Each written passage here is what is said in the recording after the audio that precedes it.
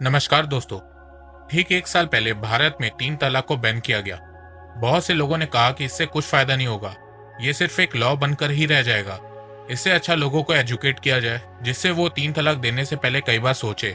और ऐसी बहुत सी फालतू बातें की गई थी। पर अब तीन तलाक को बैन किए हुए एक साल हो गया है और इसका नतीजा भी आ चुका है। और वो क्या है मैं आपको बताता हूँ, पर उससे पहले मैं आपको शॉर्ट और सिंपल वे में तीन तलाक बिल बता देता हूँ। सुप्रीम कोर्ट ऑफ इंडिया ने ट्रिपल तलाक को 2017 में ही गैर कानूनी करार कर दिया था। फिर उसके बाद ट्रिपल तलाक को खत्म करने के लिए 2017 में लोकसभा और राज्यसभा में बिल लाया गया।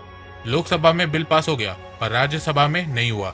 फिर 2 साल बाद पिछले साल 30 जुलाई की तारीख को तीन तलाक बिल फिर से लाया गया और इस बार तीन तलाक बिल लोकसभा और राज्यसभा दोनों में पास हो गया और तीन तलाक को गैर कानूनी करार दे दिया गया। 30 जुलाई 2019 को Muslim women protection of rights on marriage bill 2019 को इंडियन पार्लियामेंट में पास कराया गया और एक लॉ बनाया गया जिसके तहत ट्रिपल तलाक को क्रिमिनल ऑफेंस माना गया। इस बिल के कानून बन जाने के बाद तीन तलाक को बोलकर लिखकर देना गैर कानूनी बन गया। यहाँ तक कि ईमेल, एसएमएस और व्हाट्सएप के थ्रू भी गैर कानूनी बन गया।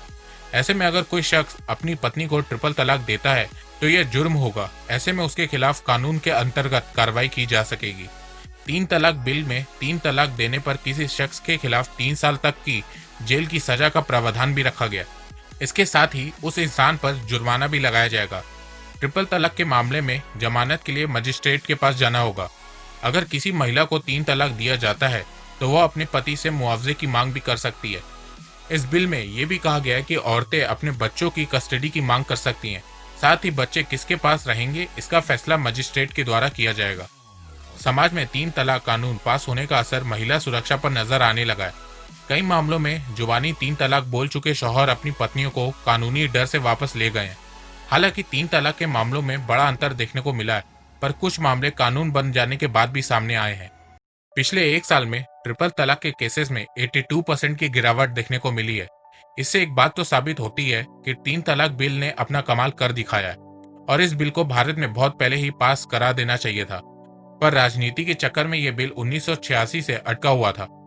केसेस की बात करें तो पिछले एक साल में हर स्टेट में केसेस में गिरावट देखने को मिली है।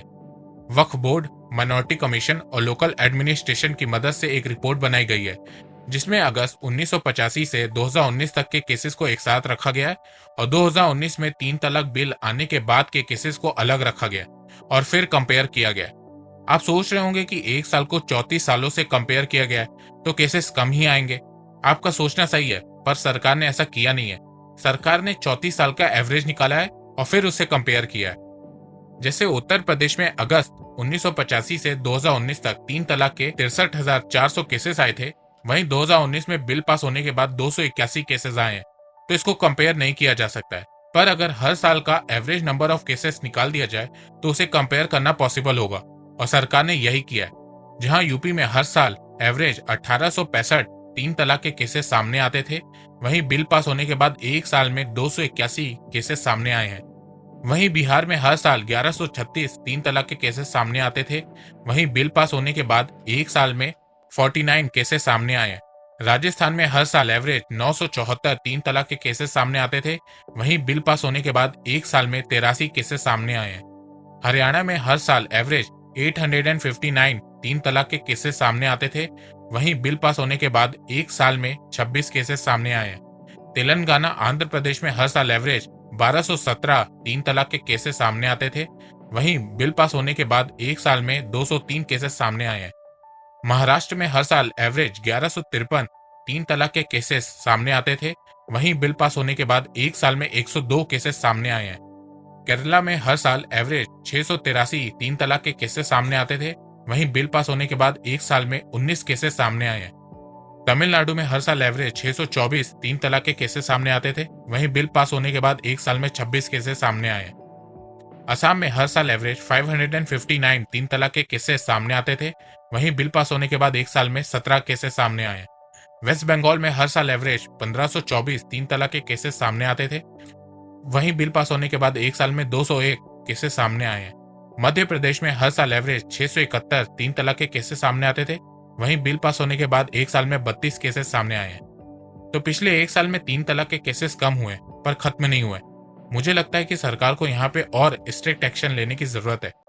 पनिशमेंट को और स्ट्रिक्ट बनाने की जरूरत है, जिससे लोग 3 तलाक देने से डरें, क्योंकि लॉ के डर के कारण ही भारत में 3 तलाक के केसेस कम हुए हैं। तो अगर पनिशमेंट को और स्ट्रिक्ट बनाया जाए तो आने वाले 3 से 4 सालों में इसे और कम किया जा सकता है। ट्रिपल तलाक को बैन को लेके बहुत सी पॉलिटिक्स की गई हमारे देश में।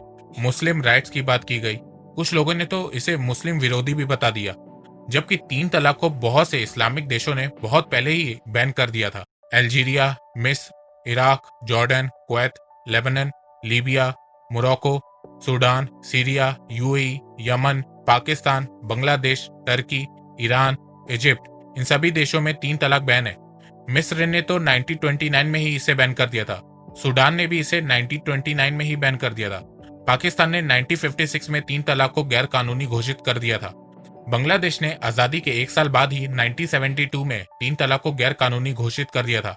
इराक ने 1959 में, सीरिया ने 1953 और मलेशिया ने 1969 में 3 तलाक को गैर कानूनी घोषित कर दिया था।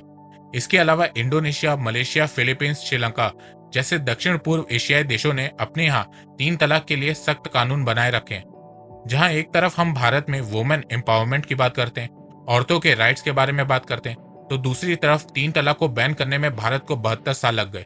ये सोचने वाली बात है। तो दोस्तों, अगर आपको ये वीडियो पसंद आया तो आप इस वीडियो को लाइक कीजिए, और अब आप मुझे सपोर्ट भी कर सकते हैं पेट्रियन के थ्रू और यूट्यूब में ज्वाइन बटन के थ्रू। एक बात मैं कहना चाहता हूँ कि आप जितना मेरी वीडियोस को शेयर करेंगे उतनी ही रीच मेरी बढ़ेगी और उतने ही लोग मेरे से जुड़ेंगे। तो वीडियो को शेयर करना और चैनल को सब्सक्राइब करना बिल्कुल भी मत भूलिए। मैं ऐसे ही एजुकेशनल वीडियो लाता रहूंगा आप लोगों के लिए। तो अभी तक के लिए बस इतना ही। धन्यवाद। जय हिंद, जय भारत।